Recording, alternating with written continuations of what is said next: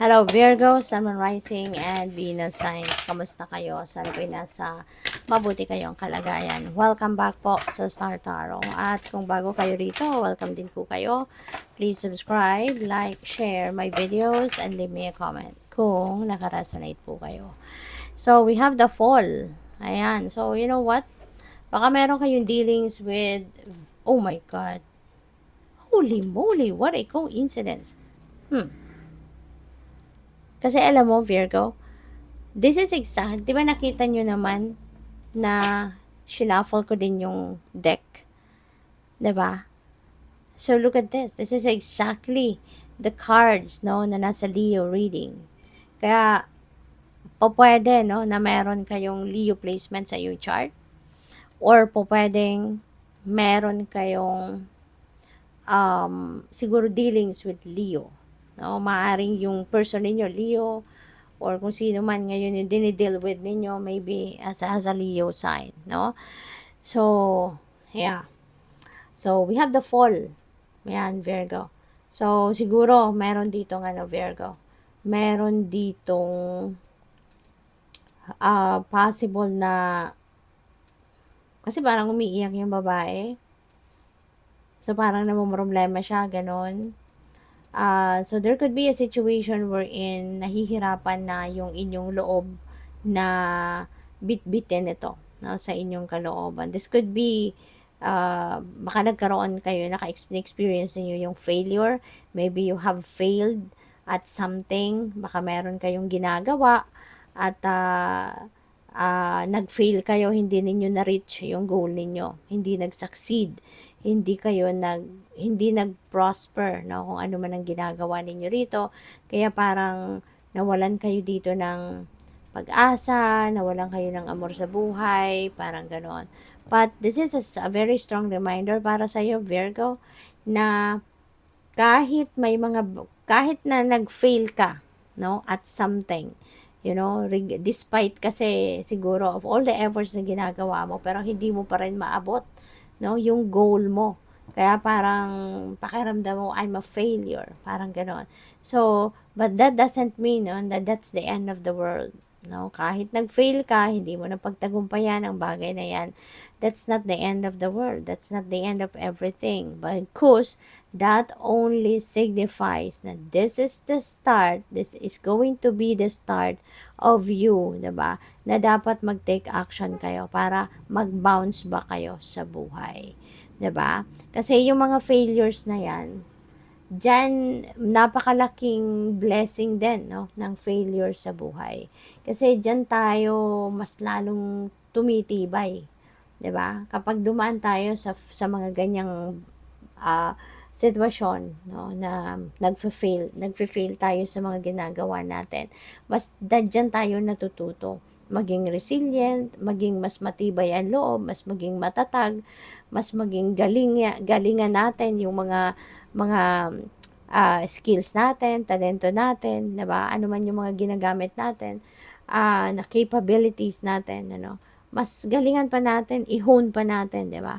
Kasi yung failure, yun ang magtutulak sa atin para mas maging at our best tayo. No, yan ang magtutulak sa atin para mas maging magaling tayo, 'di ba? Mas maging matyaga, mas maging masipag, mas maging masikap, yung ganon. Kaya yung failure, don't look at failure as talagang negative, no, ang epekto sa iyo. Kasi kadalasan kapag nagfe-fail tayo, ang reaction natin, babangon tayo, magba-bounce back tayo. 'Di ba? Kaya yun ang mas nagpo-push sa atin para mas maging masipag, mas maging magaling tayo, yung ganon. So, yeah, huwag kayong malungkot, no? Kasi that's not the end of everything, no? Bagkus isipin mo, anong gagawin ko, 'di ba? Para makapag-bounce back ako sa buhay. Paanong gagawin ko para makabawi ako? Anong gagawin ko para next time ang gagawin ko magtatagumpay ako? 'Di ba? Doon ka na mag-focus. Ngay, huwag ka nang malungkot. Kasi ibig sabihin, kung nag-fail ka at something, there is an important lesson that you need to learn from that. Kaya mo naranasan yan. At saka, kung ano man yung ginagawa mo dyan, that's not meant for you. Kasi otherwise, pagtatagumpayan mo sana yan kung yan ay talagang ikakabuti mo. Okay? So, we also have truth. Merong luha, umaapoy ang puso. So, there could be galit dito. You know, there could be, maaaring meron ditong katotohanan, impormasyon na malalaman kayo na talagang pwedeng ikakagalit ninyo. 'Di ba? Umaapoy ang puso, may luha. So, pwedeng galit, pwedeng heartbroken ka dito. Hindi mo inaasahan ang impormasyon na malalaman mo. Hindi mo sukat akalain na meron kang maririnig or malalaman ng mga ganyang impormasyon. So, there could be conflict dito. Baka conflict ka with your loved one or other person, no, na mahal mo sa buhay. So, pwedeng ganun ang ganap dyan. So, the leader. Ayan. So, this is, baka promotion ito for some of you, Virgo. Maybe you will be promoted to a leadership role. Baka magiging supervisor ka, manager ka, 'di ba? Pwede rin, ano, na kung hindi man ito promotion para sa'yo, baka you are going to be dealing with someone, ano, na nasa position of authority. Baka meron kayong rereklamo or meron kayong kukonsultahin mga professionals, pwedeng ganun din ang ganap dyan. So, what else? By the way, maraming salamat for subscribing. And if you haven't subscribed yet, subscribe na po kayo. And also maraming salamat for not skipping the ads kasi malaking bagay po yan sa akin. And please click the join button sa baba ng video kung gusto po ninyo na mag-join sa membership. Okay? So, meron tayong creator and creator card is a no card. No? So, pwede na meron kayo ritong hindi tatanggapin, maaring you're going to say no to someone, pwede rin na ibang tao din yung magre-refuse, no? Na siguro kung ano mang ino-offer mo, maaring i-refuse din nila, pwedeng ganon. Or, pwedeng this is a sign.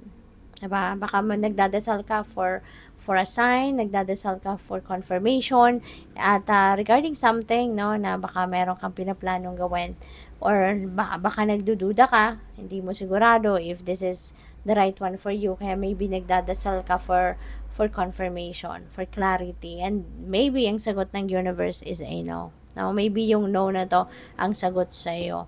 Okay? So, we also have Two of Swords. Two of Swords is decision making, pero nakatakip ang mata mo, nakakross yung arms mo sa over your chest, ibig sabihin nagre-refuse ka sa ngayon, 'di ba, to make a decision. Parang ayaw mo munang pagdesisyonan ito, ayaw mo munang tignan ang sitwasyon na ito, ayaw mong, parang dumidistansya ka muna sa kung ano man ang kailangan pagdesisyonan na ito. This could be related to this truth, no, na madidiscover ninyo, na malalaman ninyo. So, siguro gusto mo muna na pag-isipan mabuti, gusto mo muna na siguro magre-research ka pa, mag-iimbestiga ka pa before you make a decision. Okay, kasi ayaw mo, no, na magkamali ka.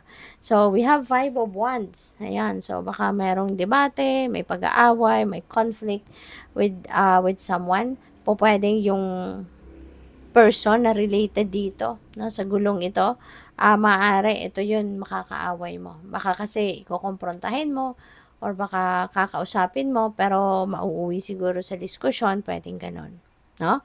So, good luck. Thank you for watching. Love and light. Namaste.